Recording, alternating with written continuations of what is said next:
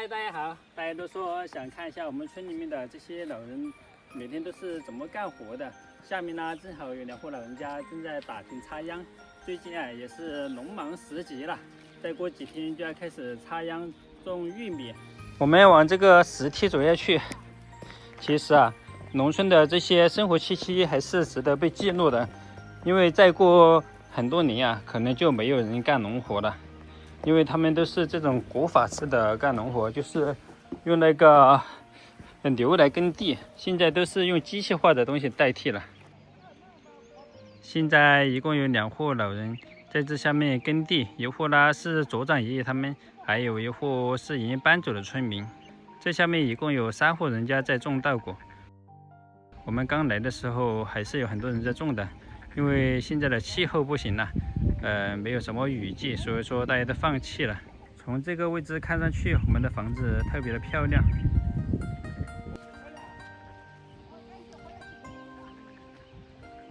大家看，牛妈妈在那里干活，牛宝宝就在旁边站着看着，可能也是在学怎么耕地吧，因为他们长大了以后都要去耕地。这块地也是挺大的。族长爷爷说，等到以后干不动了，就把这块地给我们做，让我们也来体验一下种稻谷。这下面最大的这块水田是上面奶奶他们的，是他女婿在耕种。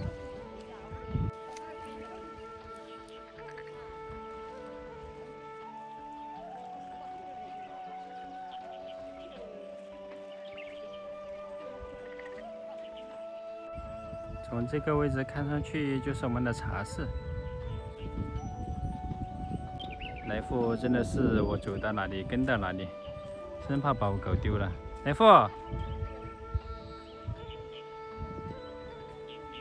给大家看一下，这是一种野菜，有点苦，但是炒来很好吃。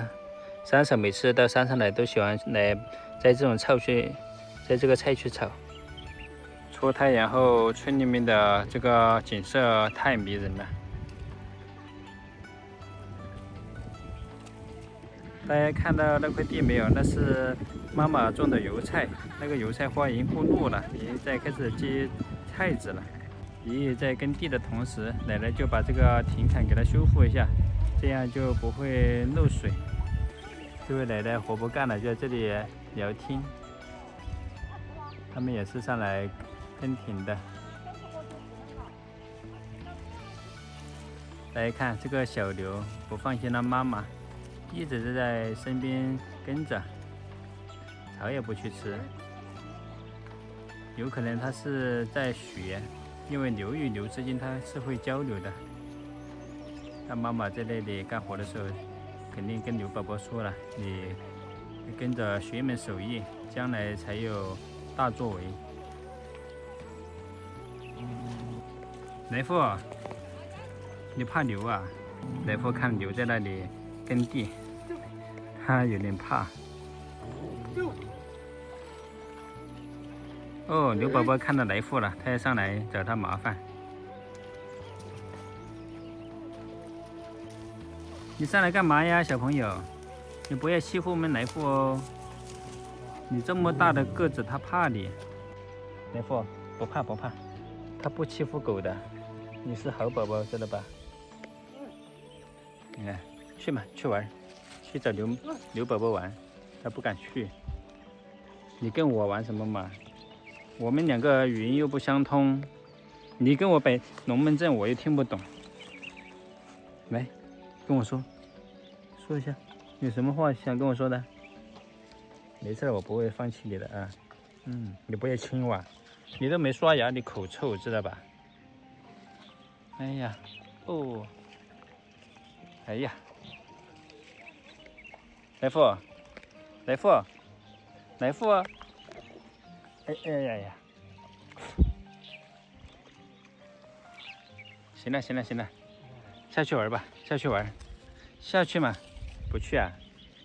你真是个乖狗狗啊！来，趴在这里，趴在我怀里，来，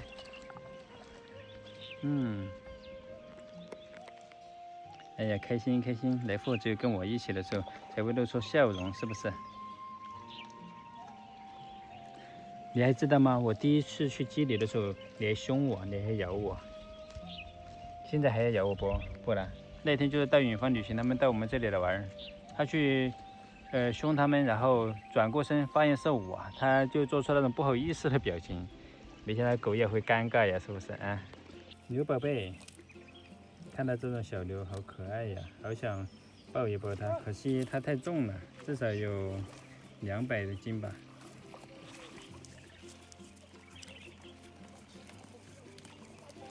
这个草好吃吗？为什么牛每天只吃草会长得那么壮呢？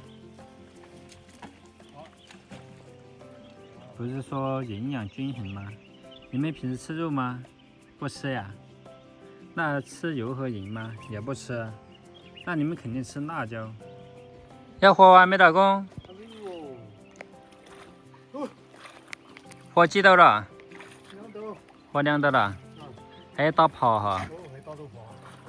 大家看这个地里面的草好多呀，像这样给它淹没在水里面，可能就会好一些。小溜溜，你看它又没耕地，身上全都是泥。爷爷说明年不打算种地了，他说太累了，放活了，让牛休息一下。今天就跟到这里结束了。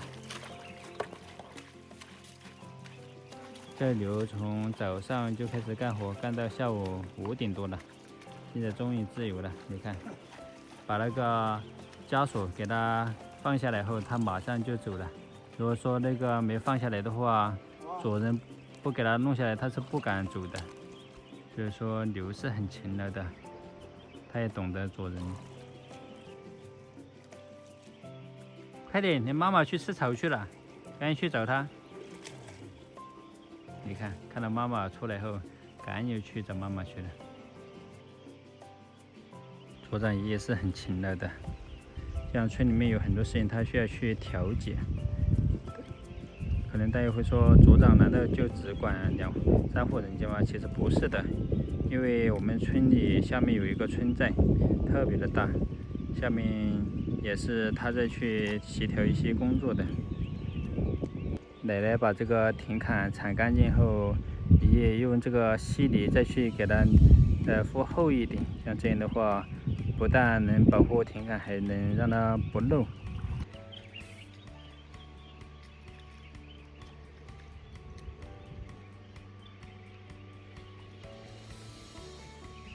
不知道来福这会儿在想什么？其实来福可聪明了，跟慧慧一样。我平时找什么找不到的时候，他就会带我去找。看着他像是染头发了一样，以为他是黑发染了一个黄毛，结果那个黑发长起来后，黄毛变色了。其实他是钻灶台里面去搞黑的，给他洗了，马上又去钻。这个是坏习惯，要改哟。大家看，这个豌豆已经在开花了。胡豆和豌豆它是混合种的。而且胡豆和豌豆不需要施肥，它就会长得特别好，就是像杂草一样，它的产量也很高。这位爷爷来的比较早，他的田地已经耕完了。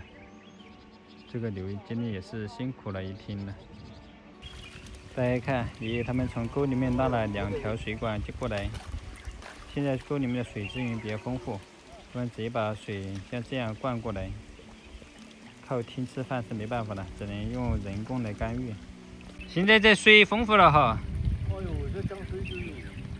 爷爷说涨水的时候就有，但是天干的时候也一样没有水。爷爷拉了3条管子过来，像这样一晚上就把这块地给淹没起来了。种稻谷真的是靠天吃饭呀！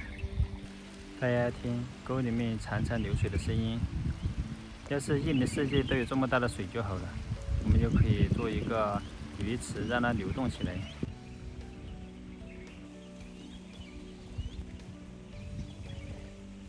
其实大家都能算这笔账，都知道自己种田不划算，但是农民嘛，就是一辈子守着这1亩3分地，舍不得放弃，不愿意跳出这个闭环。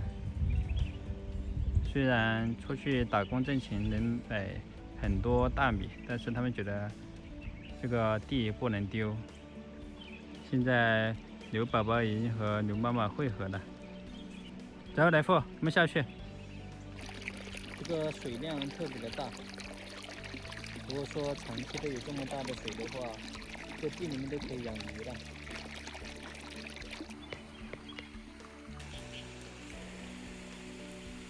这下面这一路是这样的，我在想他们以前也是这样扛着这些粮食这样走路的吗？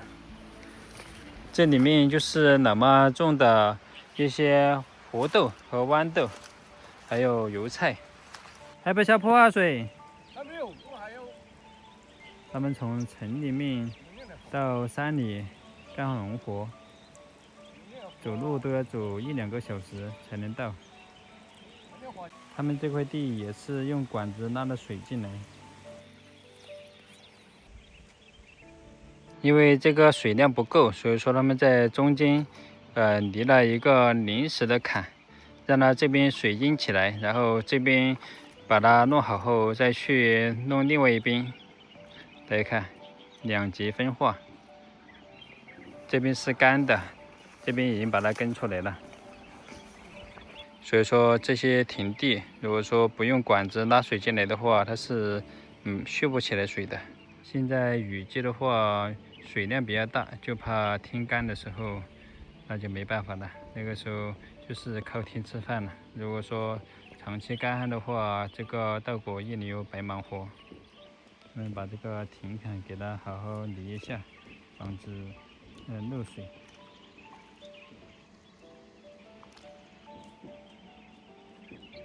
用不了多久就可以来收割油菜了。大家看，这是老妈特意种来榨油的。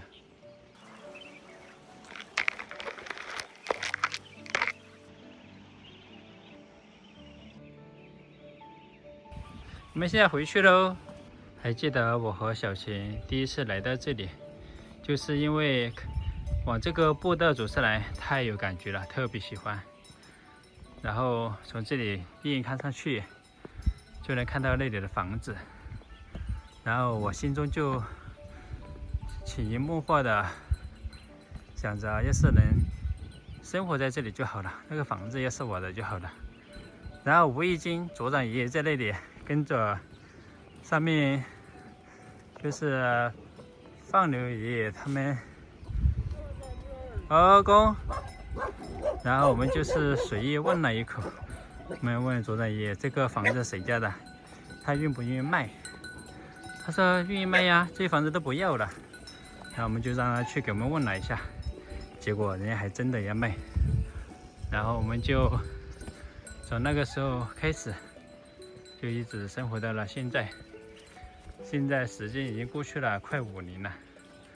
大家看，从我们开始来到这里到现在的变化，所以说我们跟这个地方很有缘。大家还记得这个花吧？我和小琴第一次来的时候，我就在这里摘了一些花，拿来给小琴编了一个花帽子，把它戴在头上。那个时候还有白叶，这个花我们来了多少年，它就长了多少年，这是野生的，我也说不出来是什么花，但是很漂亮。